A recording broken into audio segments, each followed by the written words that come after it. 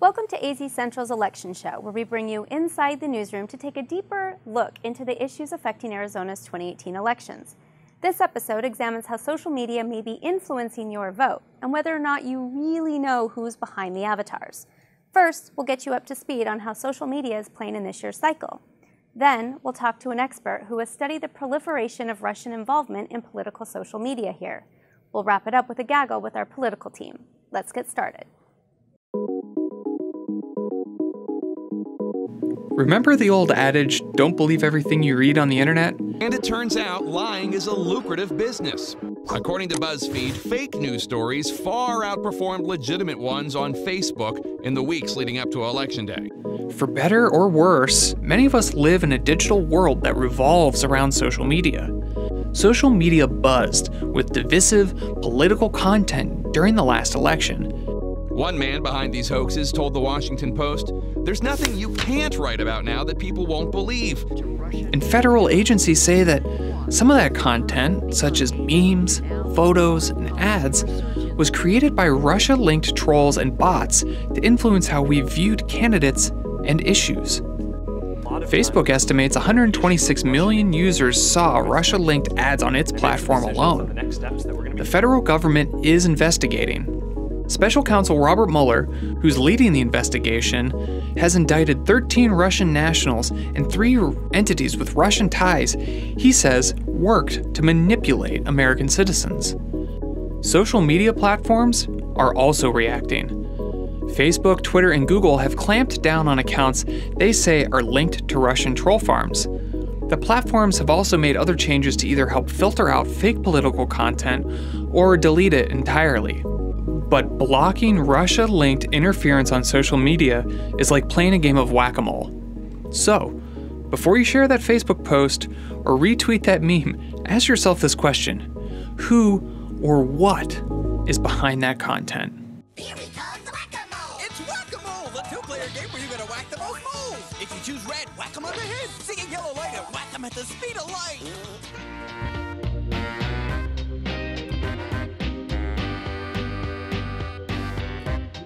Hi, this is Richard Rellis, reporter with the Arizona Republic, here on Skype in the AZ Central Arizona Republic newsroom with Professor Linville of Clemson.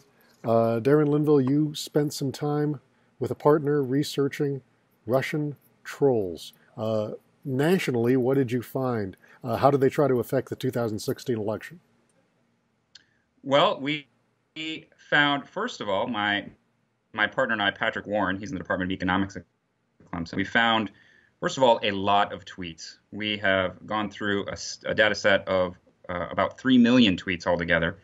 And interestingly enough, we found that they didn't just try to affect the election. They've been trying to affect our political dialogue much more since the election. In fact, we found more tweets since the 2016 election in the year following than in the year prior to the 2016 election. So this is an ongoing attack on our culture and on our democratic systems. You also found some specific to Arizona races. Seems like John McCain, Jeff Flake being particular targets. Yeah, especially John McCain. We looked at tweets that mentioned him, and they were all overwhelmingly negative. So we identified several different types of accounts that the Russians were using. One of those was what we called right trolls. Those were trolls that tweeted in favor of extreme right-wing politics. They tweeted a lot about immigration, a lot of racist undertones. They were largely in favor of Donald Trump and tweeted a lot of hashtag MAGA and that kind of thing. And then we also had what we called left trolls, and those trolls appeared oftentimes to be Black Lives Matter activists. They tweeted a lot about identity politics, both gender and sexual orientation. And then we identified a couple of other types of accounts. They played what's called hashtag games. There was a whole set of accounts that just played hashtag games. Those were accounts that tried to get particular hashtags to take off and become popular online. And then there were a lot of accounts that were just newsfeed accounts that took local news from a particular region and tweeted that out all day long. But within those right troll accounts, we did see a lot of conversation about Arizona in particular, and particularly about Senator McCain. They liked to frame Senator McCain as a traitor to the Republican Party and as a traitor to Donald Trump.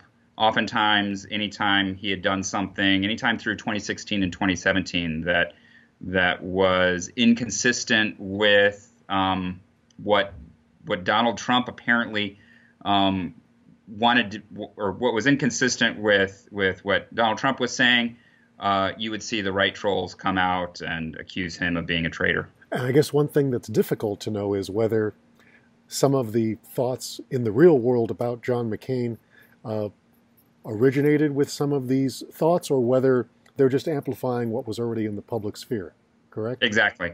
It's impossible to know for certain whether, to what degree these tweets may have actually impacted the general dialogue on Twitter. But it is true that the Russians certainly believe that their efforts have been effective. The American intelligence community has repeated that over and over again. Dan Coates has repeated that over and over again, and you can see that they've increased their effort. Are there things you've known to look for that maybe our readers and viewers can look at to see, is this real or is this a bot? It's very difficult. I will say that what we've been looking at aren't bots.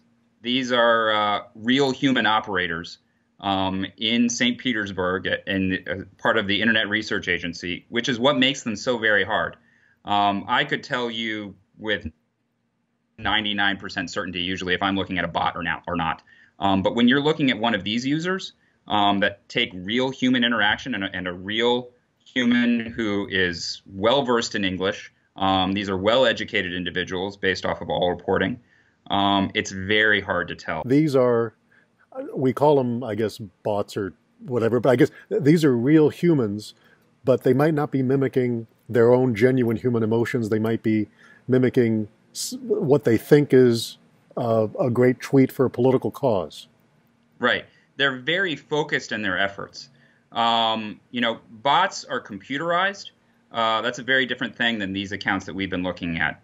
The common name for them is trolls, because they're often hard to distinguish from a normal American who's just belligerent and angry about society.